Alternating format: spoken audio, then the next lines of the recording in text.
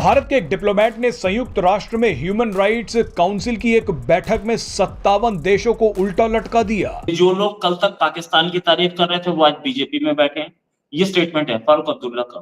Prime minister वहां गए जम्मू कश्मीर शेर कश्मीर स्टेडियम।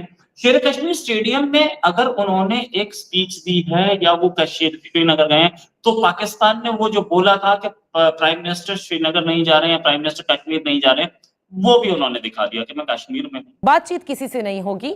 जो पाकिस्तान के आईन को मानता है उसको सर पर बिठाएंगे, लेकिन दहशतगर्दों से अब बिल्कुल रियायत नहीं उनको दी जाएगी। आप समझते हैं कि बलूचिस्तान का जो मसला है वो सियासी मसला है और दहशतगर्दी एक बाय प्रोडक्ट है, या दहशतगर्दी ही मेन मसला है बलूचिस्तान का? सबसे पहले शबीर मोहम्मद ने बताया कि कैसे पाकिस्तान आतंकियों का अड्डा बन चुका है, कैसे पाकिस्तान में माइनॉरिटीज को प्रताड़ित किया जाता है।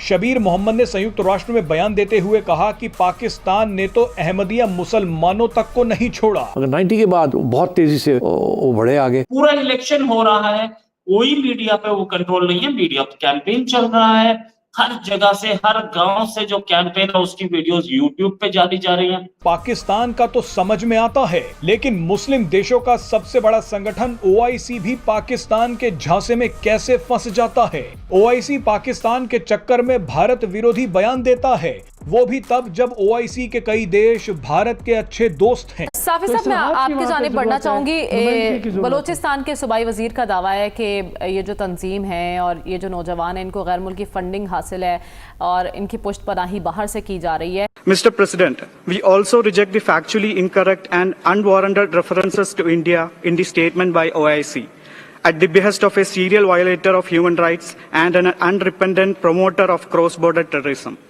We regret that the OIC countries, despite our close ties with most of them, have failed in preventing the misuse of OIC platforms to push anti-India propaganda.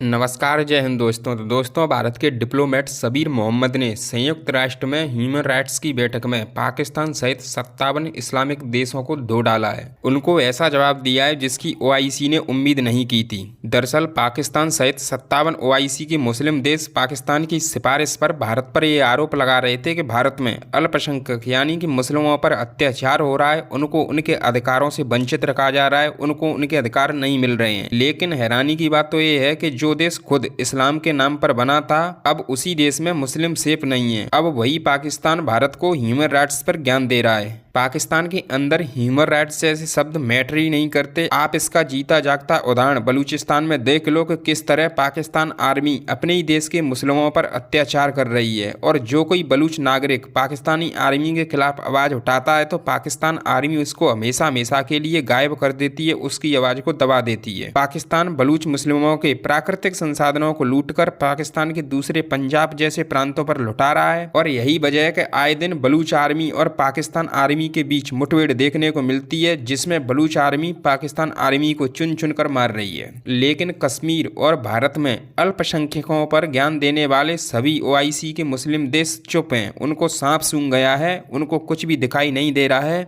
उनको पाकिस्तान के अंदर हो रहे बलूच नागरिकों पर पाकिस्तान आर्मी के अत्याचार नहीं दिखाई देते हैं। और यही वजह है कि भारत ने पाकिस्तान सहित 57 ओआईसी के मुस्लिम देशों को खरी खोटी सुना दी है। दूसरी चीज, प्राइम मिनिस्टर ने आज जाके बोला कि हम ट्रेन जो है वो श्रीनगर तक पहुंचेगी जल्दी ही। प्राइम मिनिस्टर ने डेवलपमेंट की बात की, कोई ऐसी बात नहीं की कि Hindu Muslim. Kashmir Muslim dominated, no doubt, सबको पता है। वहां पे भी प्राइम मिनिस्टर कैंपेन कर रहे हैं। एक मास्टर स्ट्रोक और रहा है इस इलेक्शंस में। इंजीनियर राशिद जो कि जेल में थे, बड़े ही कट्टर वो सेपरेटिस्ट हैं, बहुत ही कट्टर सेपरेटिस्ट हैं। इंजीनियर राजेश को मैं पर्सनली जानता हूं, वो हमेशा सेपरेटिस्ट की बात करते हैं, वो हमेशा सेपरेटिस्ट मूवमेंट की बात करते हैं। उनको रिलीज किया गया है।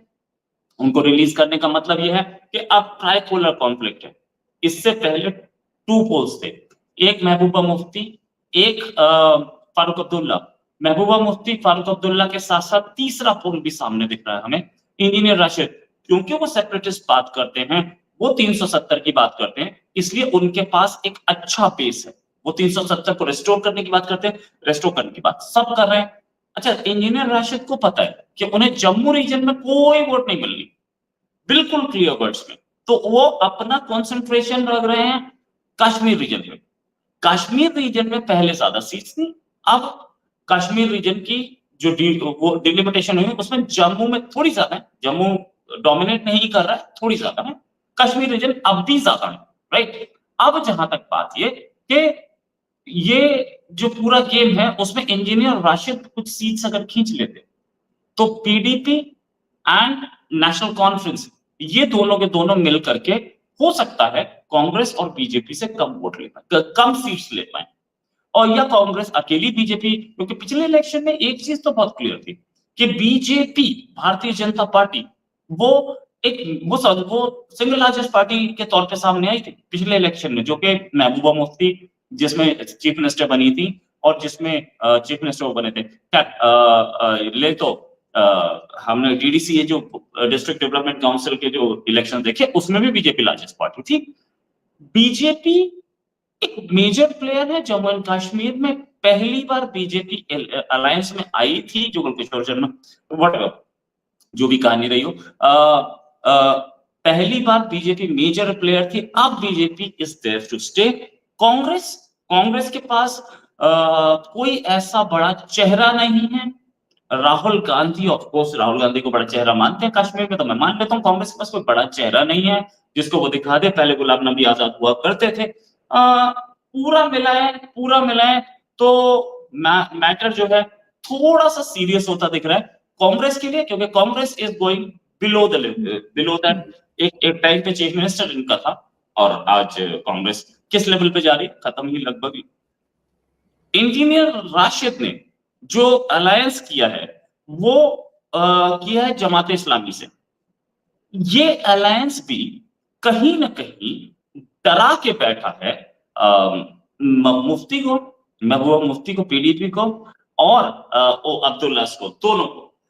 अब्दुल्ला जो लोकसभा इलेक्शन हुए उसमें वो अपनी सीट हारे और मुफ्ती भी अपनी सीट हारी, दोनों। तो ये मानने की बात है कि ये दोनों अगर अपनी सीट हारे हैं तो इनका बेस जो है वो एरोड हुआ है कहीं ना कहीं।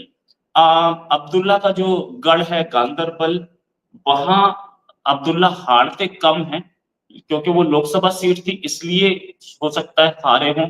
अब्दुल्ला अपनी सीट गेन कर जाएं, लेकिन उनका जो एरिया है जिसमें वो बहुत स्ट्रॉन्ग माने जाते हैं वहां पर भी खबरें ऐसी आ रही है कि अब्दुल्ला हार सकते हैं।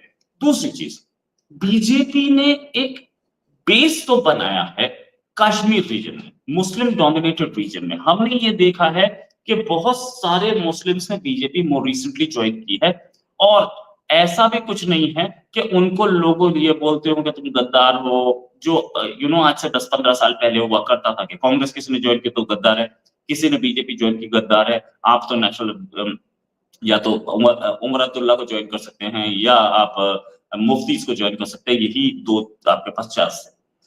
अब ऐसा नहीं, अब बीजेपी की तिरंगा यात्रा, बीजेपी की दूसरी यात्राएं, हमने देखा कि एक मास सपोर्ट निकला। हाँ, ये जरूर है कि वो मास सपोर्ट मैं मानता हूं आज भी उस लेवल पे नहीं है जिस लेवल पर